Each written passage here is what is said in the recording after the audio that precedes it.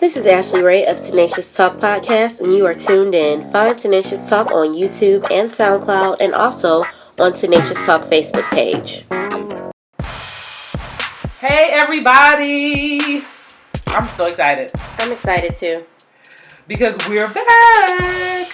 Tenacious Talk, back in effect? Yes, we've been gone for a very long time, which is okay because by popular demand, we're back.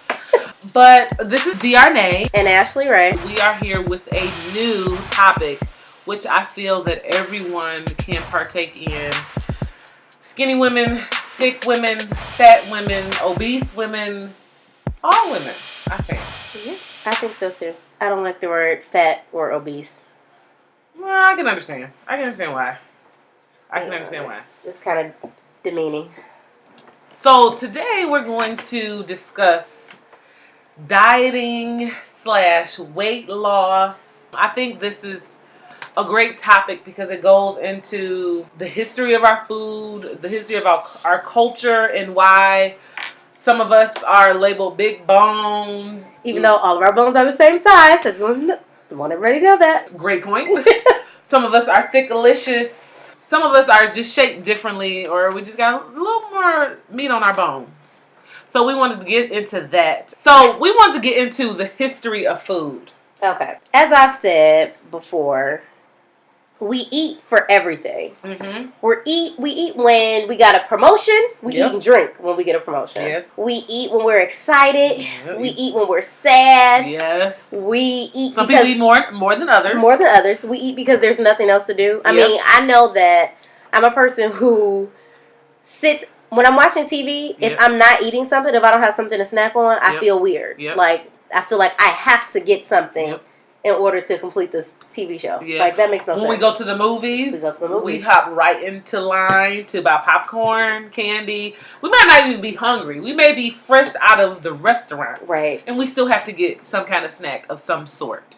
So food goes with every emotion, every time, every anything in our lives. So I wanted, Ashley Rae and I, we were talking yesterday, or day before yesterday, I don't know which day, but we were talking about the history of food, and of course we're talking about African American food, and we were talking about how, we started talking about like greens and oxtails and different things like that. Oxtails are amazing, and I was so against them. But some of those things that we named, I don't think greens are quote-unquote slave food, but Doria does. I do think they're slave food. I think they're slave food because of all the greens that we choose to eat. Collard greens are the toughest to cook. So it takes hours for them to get tender. It takes hours for the flavor to absorb. It takes a long time for greens to cook. No, we don't say, hey, let's go get some turnip greens. Hey, let's go get some kale greens. No, we go get collard greens because... You know what? Kale is still a thing right now, and I'm irritated about it. Like, that's just a fad. Yeah. Turnip greens.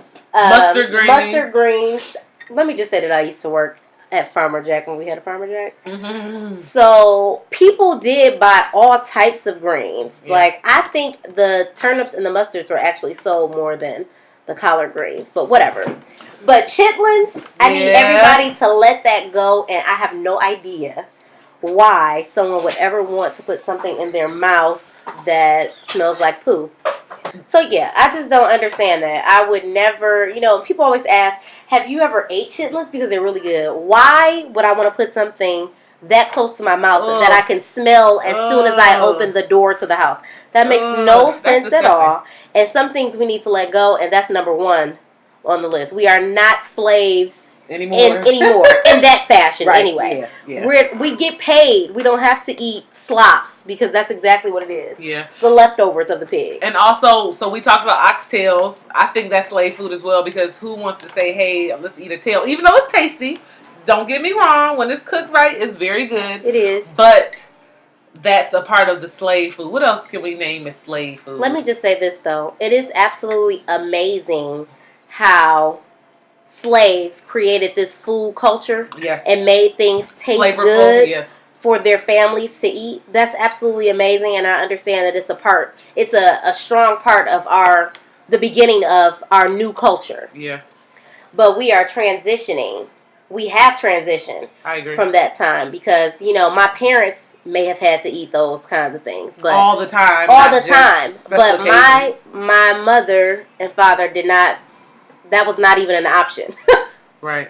That wasn't even an option for food. So, you know, I don't want to take anything from that. That is amazing that you can do that. You can cook something that's really disgusting and make it so flavorful that you don't even realize how disgusting the actual body part of the food is. Right? Like even liver.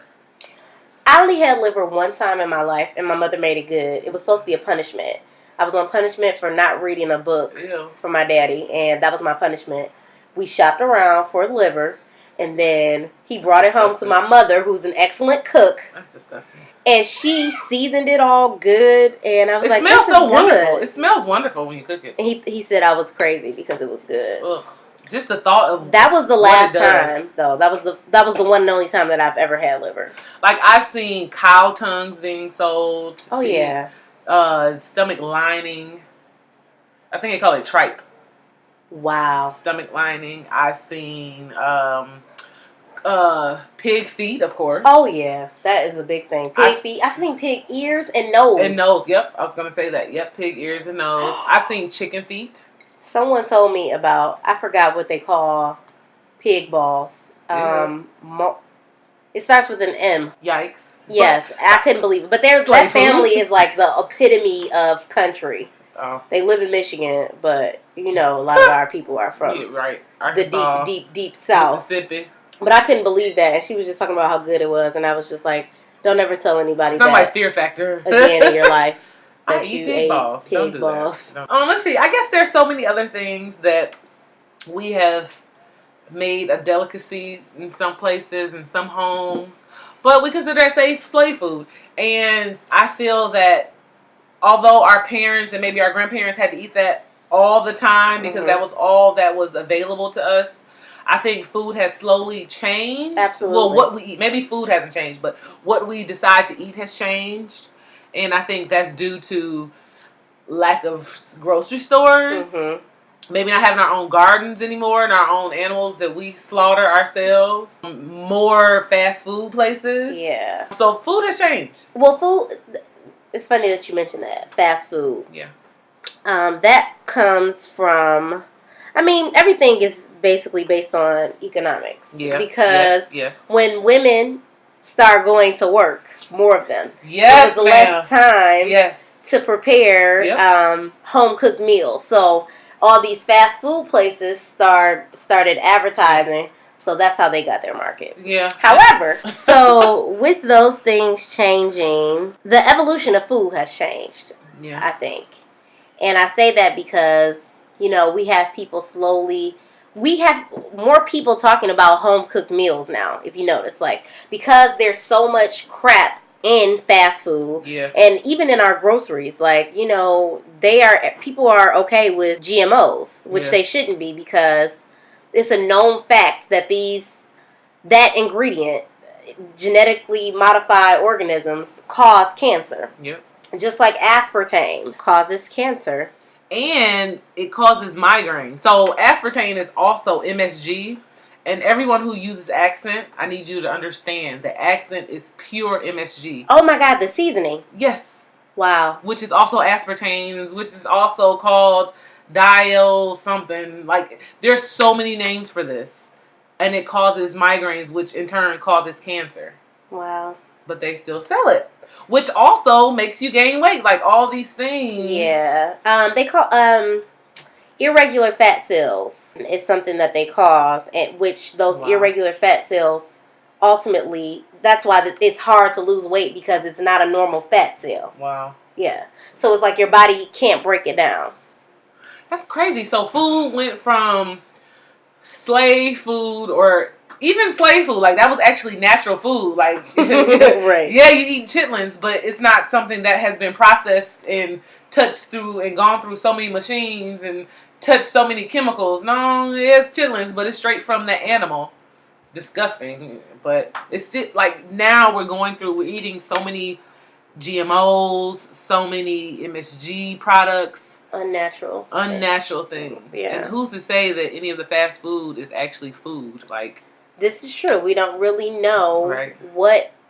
what's in these things. I mean, some of the fast food restaurants, such as Wendy's, tries to go above and beyond to explain where they got their beef from. Yeah. And what different things. Wendy's is the only place that I really trust to say, okay, this might be real beef. I know we're going into fast food a lot, but this one commercial for Popeyes came on, and it was like tearaway chicken or something, and it was like 5 pieces of tenders or something. No, and they're all connected, and you just rip it off. I'm like, what kind of meat is that? Like, they didn't say breast that you tear. No, it's tearaway chicken. I don't know what. I have never been the one to eat chicken from fast food restaurants such as KFC. Let me tell you, the last time I had KFC, this is how long ago it was. They still sold peach cobbler, and I had just gotten my license. So I was 16. I used to always order 2 drums and the peach cobbler. Wow. Every time I think of KFC, I think of that chicken with no feathers. Something on Facebook or social media with no feathers and like 3 wings. Yeah, I mean, it's no secret that all these places, Tyson, of course, chicken pumps steroids in their farm chicken. Yep. So you have these big old breasts, they're falling over in their own poop. Yep. And they're killing them and serving them to us. Yep. And then we wonder why America has the highest level of obesity. Yeah. So, now they're starting to advertise commercials saying that they don't pump them with steroids, but go Amish. And it's going to cost more, and the breasts are going to be much smaller. Let me just let you know that. But it's the regular size. It's the size that they're supposed to be. And we're so used to those big pumped up, yeah. And even the Meyer version of the chicken, it says no artificial whatever, no hormones on the package.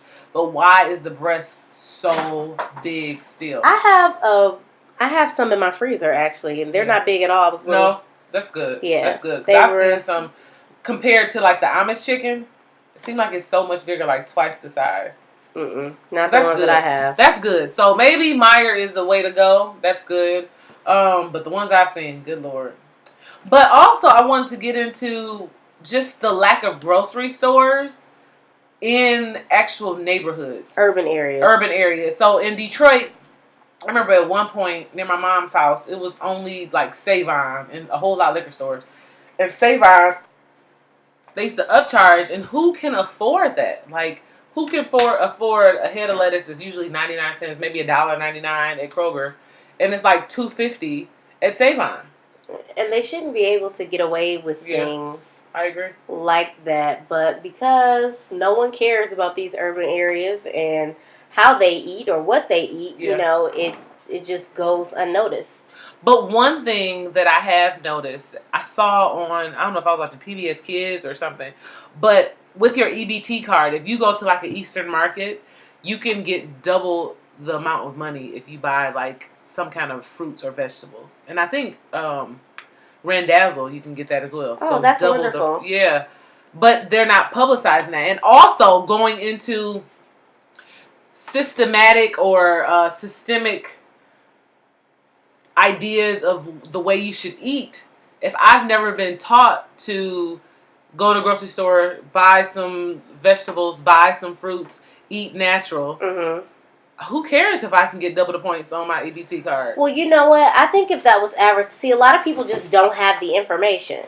Like you said, a lot of people don't know about it. It's not publicized. So it's like, even if someone did make that information public, like putting it on a commercial, that would increase the sales of fresh vegetables and fruits. I'm almost positive. Because if I could get double the amount, are you kidding me? I fill up on vegetables and fruit. Yeah.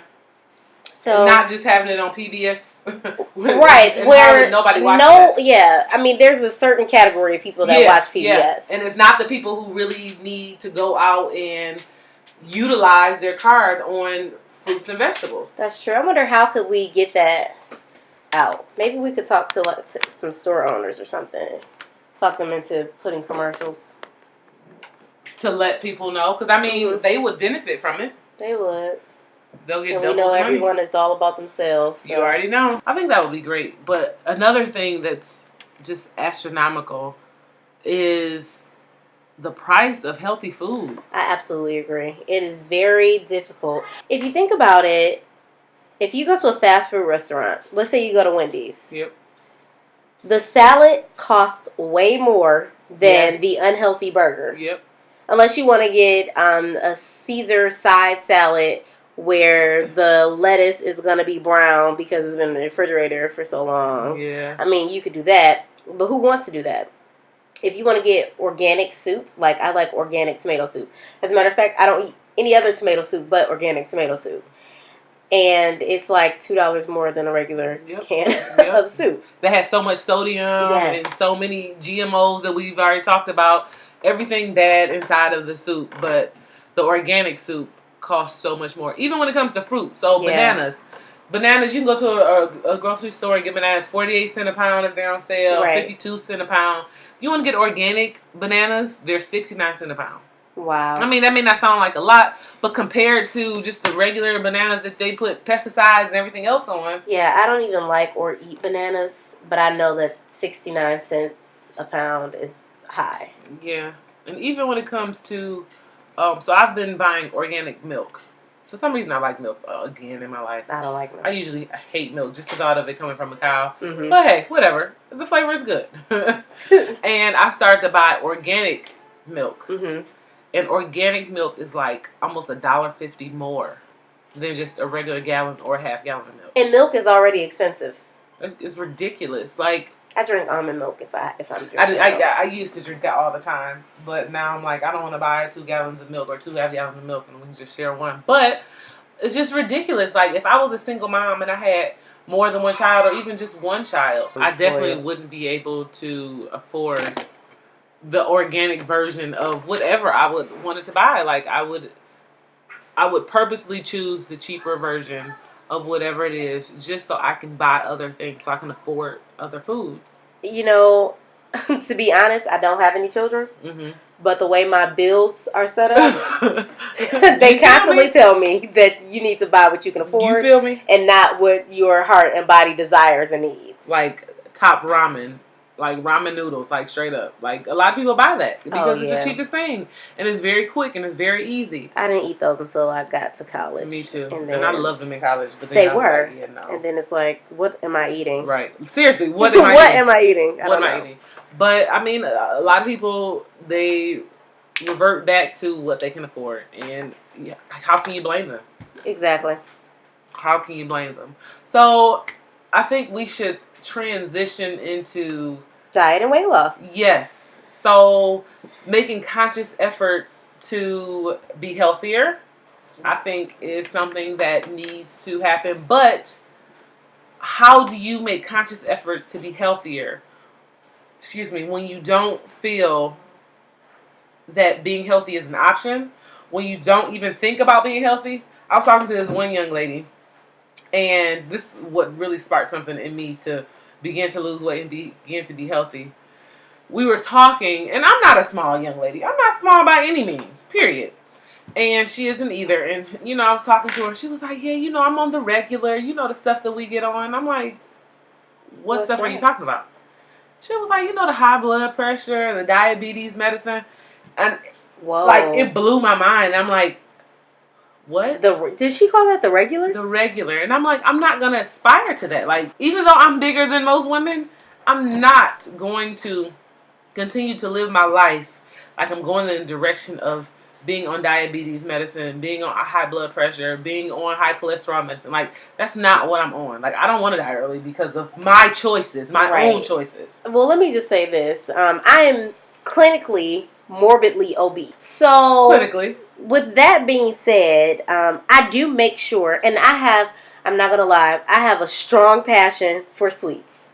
You name it, and I'm on it. So I'm very cautious about that because my grandmother was diabetic. Yeah. My mother has high blood pressure. Mm-hmm. Her high blood pressure is more so related to stress levels. She eats really healthy anyway. but I don't want those issues. So Right. I make sure that I get tested, and I know when I have been doing too much as far as sweets. Yeah. And I know that may sound weird, but I really do. There are things that you can do. For example, Dearne and I. We don't want to say this name, but I think she's going to say it anyway. We are going to say it because... No free plugs, but... This is a free plug, but it's not a free plug. But if they retweet this, then that's a good free plug. Yeah. So, we started Weight Watchers. Yeah. And, before we started Weight Watchers, we were going to the gym. And we were going to the gym like crazy. Yeah, but nothing changed. Nothing changed because our eating habits didn't change. Low-key, I gained weight. It was not muscle. I kept telling people, I've been working out 3 times a week, maybe 4, and I gained weight. And everybody's like, it's muscle. No, it wasn't muscle. It wasn't. But we started Weight Watchers, and things changed. Yeah. First of all, let me just say that it made me realize how much I was eating. Yes, and how much I was snacking. Yes. Like, I snacked all the time, and I didn't realize it until that snack took away my points. And Weight Watchers, it goes by points. So everything is has a point. No, you don't look at calories, but you look at the points that it has. And some things that you just snack on, little small things, has a lot of points. A lot of points. A lot of weight on it. A lot of points. And once you really become cognizant of what you're eating, you begin to lose weight. So I've lost some weight. Ashley Rae has too, so don't listen to her because I know what she's about to say after this. She lost some inches if she didn't lose a lot of weight. I mean, I lost weight. I lost a good 8 pounds so far. Okay. But I could have done more because here's the thing with Weight Watchers. You can still eat regular food, but you just can't eat a lot of it. Yeah. But if you replace some of those things, those regular foods with fruits or vegetables, then you'll have a better chance of losing more weight. And that's true because fruits and vegetables is 0 points. They are 0 points. And not only that, you have to know your body. Yeah. Like, I know that I have to do certain things in order to lose weight because I'm kind of compact. I'm really short and I have big bones. No. So everyone's body is different. So that's important to remember. If you do decide to start some type of diet plan with a friend and they lose weight faster than you do, they could be doing more than you, or you could not be doing enough, or you could just be going on the flow of your body. Yeah. And with my points, I know that I can't, so they've allotted me a certain amount of points. And if I use all of my points, I'm not going to lose weight that week. So I have to not go over the points that I have, and then you also get like a weekly allotment of points. Don't use those. Don't touch those at all. You also get extra points for working out. Don't use those because you won't lose any weight. You won't, and you'll just get frustrated, and then you'll be paying them for nothing. We figured you out, Weight Watchers. Period. But I still love Weight Watchers. Right. I really do love Weight Watchers. I do, and it's not like it once was. Like, we do it totally online. We downloaded the app. Yeah. You can meet or chat with someone if you want to. You can do that online or in person. But I do mine all online. I think Dearne does as well. Yeah. And, you put in your weight, your height, your age, and it tells you, it generates from that how many points you are allowed a day. Yeah.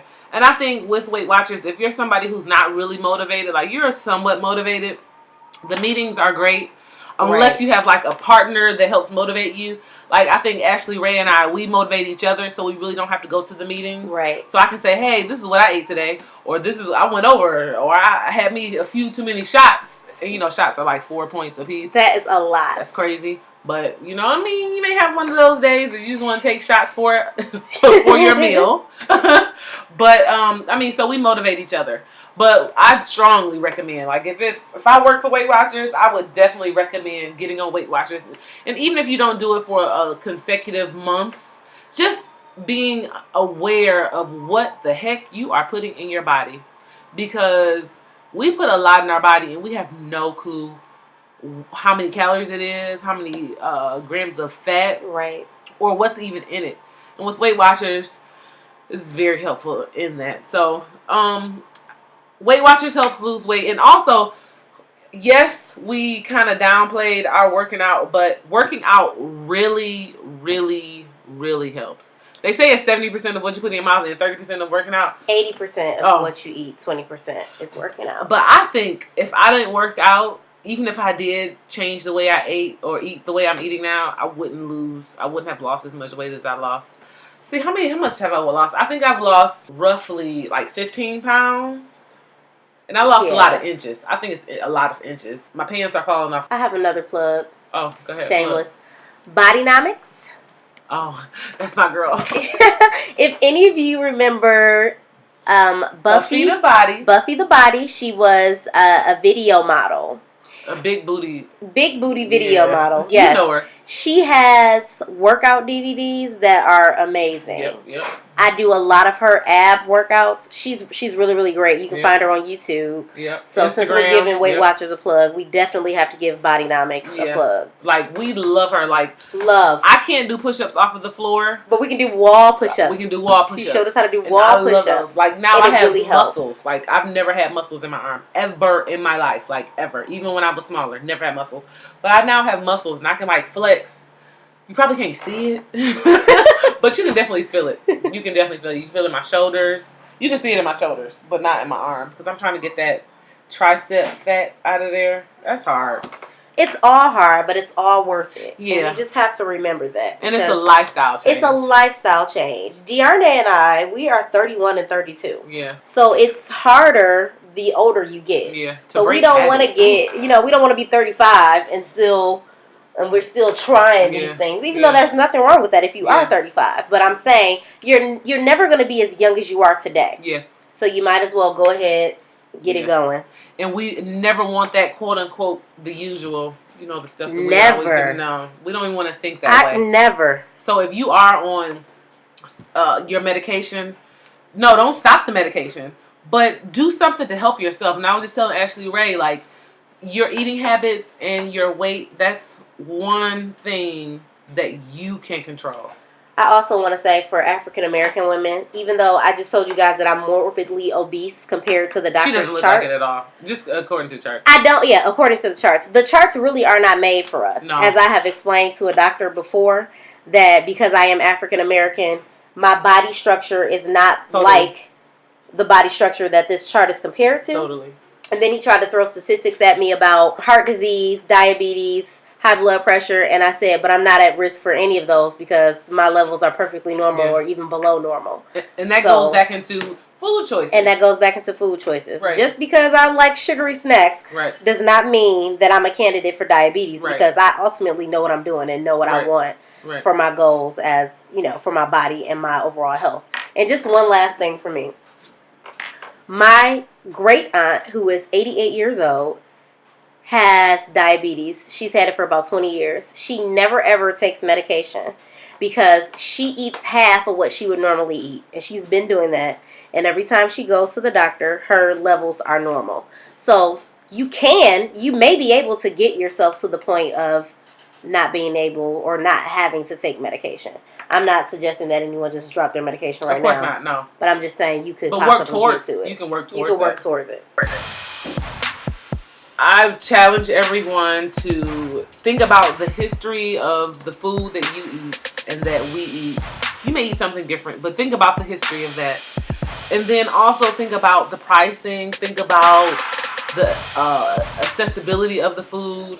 And also think about how it has changed through your family. Like how people make food differently. Mm-hmm. How we don't eat soul food every single night. Or we may not even eat it at all, once a month or every holiday. Ashley Rae was talking about her grandmother only cooked really big meals, soul food meals for holidays. And that's it. That also has something to do with our health, our diet. Also, think about a lifestyle change. Mm-hmm. Not just a diet, not just a waist trainer that sucks your stomach in and pushes your organs down for that one moment. Look it up. But think about a lifestyle change. Think about being healthier. That's something that you can change. And just because you're skinny does not mean you're healthy. Yes. Just so you know. And do it for you, right? Like, no one else is gonna love you but you. Also take some vitamins. Yeah. Vitamins are great. They are. I love vitamins. All right, so thank you for tuning in to Tenacious Talk. And we will see you on the flip side. You could have been anywhere else, but you're here with us. All right. Thank you. Bye, guys. Bye. Thank you. You were tuned in to Tenacious Talk Podcast.